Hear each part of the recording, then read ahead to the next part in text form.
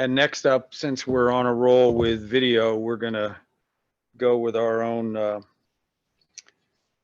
favorite local two-star, General Purdy, who can be both endearing, precocious, and yet menacing as hell to President Xi. So somehow he makes that all work. Are we teed up for him?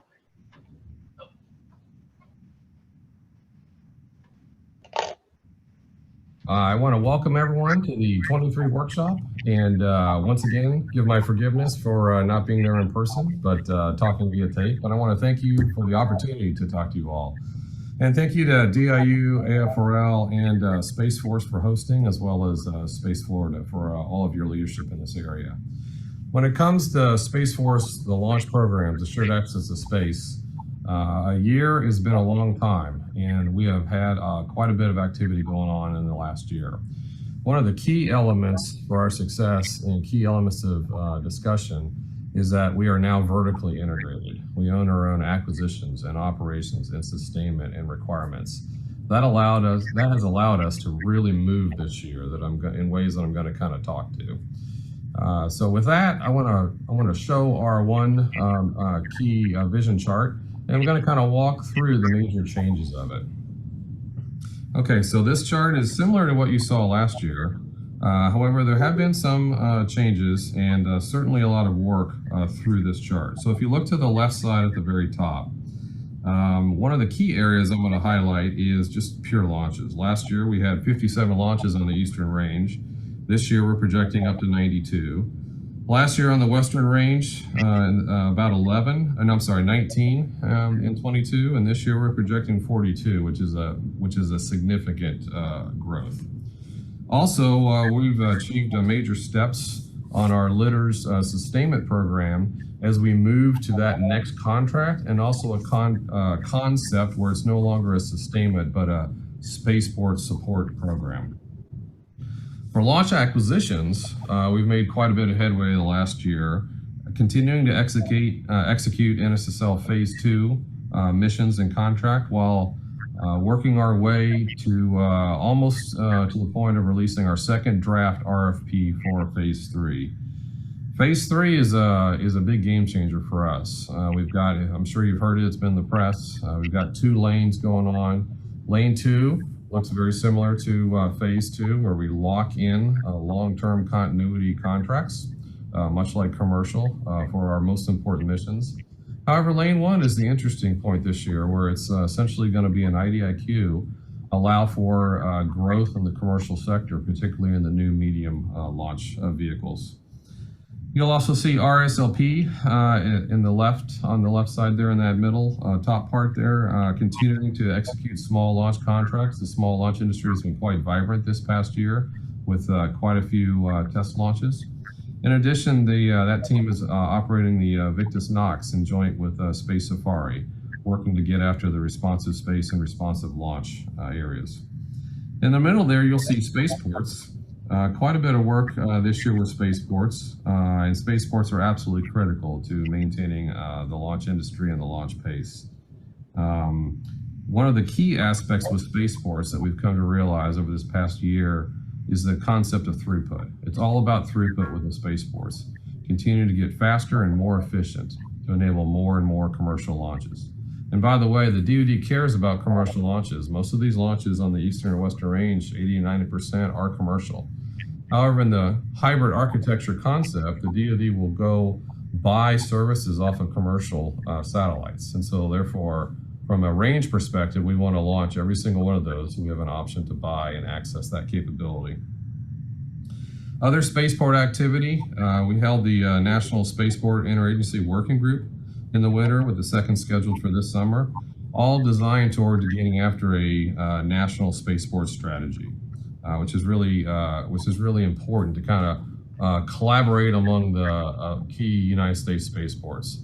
In addition, we're reaching out to international spaceports. There's quite a big growth industry in international spaceports, particularly on the commercial side. We've had some interesting updates as well. We've gotten budgetary support from the government. So in this 24 bill that went over to the Hill, we have a $1.3 billion added by the White House to support Vandenberg and Cape Canaveral ground infrastructure projects, which is awesome, including a $10 million add this fiscal year to stand up a program office to get moving quickly. We're currently working that execution strategy within the federal government. We also, just breaking news, we had an FY24 ledge proposal go over just a few days ago out of OMB to the Hill. And this is going to provide some outstanding opportunities to get after being able to finally fix two major issues, being able to get after indirect charges, something we've never been able to allow to charge before, to get after that business model, but also be able to treat all customers on the range fairly. In the current legislative structure, if you're on greenfield or concrete, you get treated differently and actually get charged one way and not the other. So we want to baseline all that to no charges across the board. So that's good news. Additionally, SLD 45 has rolled out what we call LPAS, the Launch Pad Allocation Strategy, where we allocated a couple of our pads on the Eastern Range to new companies. We're very excited about that, as were the companies. That was phase one. We are working our way up ICBM Road with this next phase, hopefully announced in the next couple of months, where we'll allocate some medium launch pads, medium lift launch pads.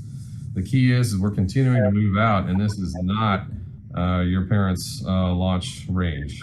We will go back to the days of old where nearly every pad is filled, which is pretty exciting times. You'll also see payload processing there on that left side. Quite a bit of work going on this last year regarding to that. With our S3 hat that we have for SSC S3, we're continuing to leverage working relationships with multiple communities, particularly NRO and NASA, to sort of figure through this out. The key is we've shown definitively that our government, our national security payload processing exceeds capacity. So we've done quite a few efforts on the Eastern and Western Range to try to get after that. On the Eastern Range, we've come close. We've put out RFIs, and we have companies that are interested, which is great. There was also an $80 million congressional add in this last bill that came from Congress to get after an Eastern Range payload processing facility, so we're working through that as well. We continue to work on the Western Range. The lack of commercial driving, commercial industry out there has hampered us a bit, so that's one continuing outstanding issue that we work. All designed to get after both coasts, though. This is an area where your creativity in industry and government and academia would help, and we welcome all thoughts to help get solved the payload processing issue. If you look in the middle on the top, you'll see something called ops integration, operations integration. This is a new area. We better synthesize all the work that we had with this SSC S3 hat. Quite a bit of activity going on there, operating from the field comm level, and really getting after policy and procedures and things like that. If you look down, you'll see a whole bunch of rockets. This is an area that we're continuing to build out and continuing to work with graphics to add all the rockets that we have relationships with. We don't think we have it all right yet, but we're working to get to that point. Considering a world just a few years ago where we just had relationships with just a few rockets, it's been quite a growth industry this last year and a half. And so you're going to see more and more relationships and activities going on there. On the top right, I want to just focus on the future and focus on a new area where we've made great steps this past year. I've been very public about the concept of an Air Mobility Command for Space, or an AMC for Space. We really think this organization should move out in the next 5 to 10 years to become a field comm within a Space Force, likely titled Space Mobility Command. It makes a lot of sense. And it makes sense when you look at those missions on the right. Two brand new missions that really never existed before. The concept of rocket cargo, delivering logistics goods to the warfighter anywhere around the world in a very abbreviated timeline. The concept of delivering logistics from space, similar concept. And also a significant new mission area, on-orbit maneuver and servicing and refueling and infrastructure. All incredibly important. We've started with one individual. Colonel Meredith Begg has been working this for the last year. We rolled out these concepts to industry last October during Space Industry Days in Los Angeles. We followed that up with the Space Mobility Conference in February in Orlando. That was a very successful conference, we felt, and we're going to continue that this next year, probably in a 2-day forum, where we focus on launch and spaceports the first day and all of this on-orbit maneuver, refueling debris activity the second day. Quite a bit of positive response from industry, and actually a pretty amazing amount of industry activity already going in this area in the commercial sector, which is exciting to us. We intend to treat this entire section of the chart just like we do launch. We want to buy this as a service, buy off the commercial market, and not actually build this internally. But you'll see all of this area, and it's not just individual actions. If you can see the broader picture for all this, you really see an entirely new area called space mobility logistics, space logistics. Building out a space logistics and infrastructure end-to-end system on the ground all the way through launch. It's pretty amazing, and it's a pretty interesting world seeing all that. But also very important, so if you look in that orbital resiliency, there's a lot of key aspects. Being able to unlock spacecraft from current fuel constraints, being able to maneuver and reposition assets with impunity, protecting our interest, our government interest, and in particular, you'll hear Space Command, United States Space Command, talk about dynamic space operations. So we're doing everything we can to support that effort. U.S. Space Command wants to be able to operate satellites as you would equipment in any other domain. They want to be able to accomplish the mission and not have to worry about fuel constraints and maneuver constraints, and that's what we're trying to develop. Space Command is currently working the supported and supporting joint command relationships, while we're working some of the acquisition side out, trying to build out a SPO and some operations concepts with the combatant command. Pretty exciting future. There's a lot here. There's a lot you can dive into, and we absolutely welcome all partners to participate in this area to help us out. So in summary, if you look at this whole chart, you'll see we're really focusing on competition within the launch side, competition and cooperation within the spaceport side, cooperation and competition on the on-orbit side, really all leveraged upon commercial, access to the commercial market, leveraging the commercial market and the inherent commercial forces. It's an exciting time in commercial space, and we're planning to leverage it across the field for all of these pieces. But also global infrastructure, critical global infrastructure. Spaceports are absolutely critical as a heartbeat for where launch starts. So protecting the spaceports, operating through a contested domain, degraded domains, we're always having little power blips or little weather blips or any other activity. As we continue to work to operate through those and change the way we used to operate, where we'd shut down, but operate through those contested areas, that is practice to get us to that ultimate level of warfighting launch, warfighting the base, so that we can operate through an actual contested domain should we encounter those kind of activities during launch. And so in a grand summary, if you look at the whole regime, spaceports and launch and on-orbit and rocket cargo, all functioning as an end-to-end logistics delivery capability. Fascinating times, fascinating future. Thank you very much for once again letting me talk to you via camera and video, and I hope you all have a great conference. Thank you.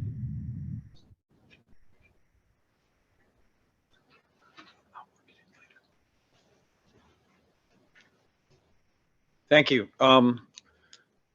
Next up is going to be our closer, and that's General Olson.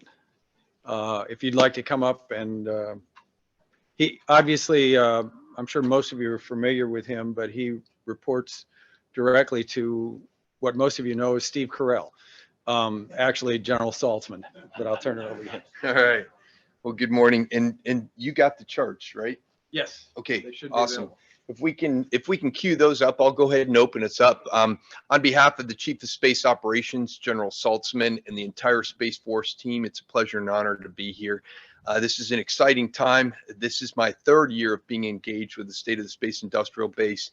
I applaud DIU and Cassie, been just such a huge part of this, but also I think it's really important to call out Peter Garrettson as our enduring senior editor and leader. He takes all of your inputs, and by the way, that's the richness of this entire effort. This is your direct insert, your voice, and we just amalgamate that, put it together in an efficient way that's really compelling. And I'll tell you, it's the understatement of the year to say that this is a non-traditional report. In many respects, people go,